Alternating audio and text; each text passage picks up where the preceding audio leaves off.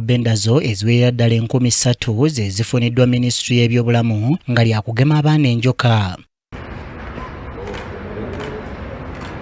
Eddagala lino likwasiddwa akulira ebyobulamu mu Ministry Dr. Charles Olalo era ng'ono ategeezezza nti abaana bangi balina okusomoozebwa okw'enjoka. Ono ategeeza nti eddagala lino likwasiddwa abavunaanyizibwa ku by'okubunyisa eddagala mu ggwanga aba Uganda Medical Stores era nga lyakutandika okugabibwa okwetooloola eggwanga. $3 million doses of albendazole for deworming, mainly for children under 5 years.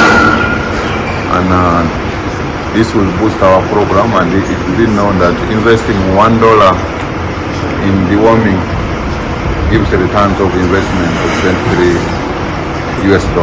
Eddagala lino liweereddwayo ab'eddwaliro erya Mild May era nga bali wamu n'ekitongole ki Food for the Hungry nga Dr. Yvonne Karamaji akulira eddwaliro lya Mild May ategeezezza ng'okugema kw'ebiwuka nakyo bwe kiri ekitundu ku nteekateeka y'okugema abaana era nga y'ensonga lwaki basazeewo okuyambako gavumenti. Deworming is part of the national immunization programs for a healthier nation, and so the dewormers brought today through Food for the Hungry Canada.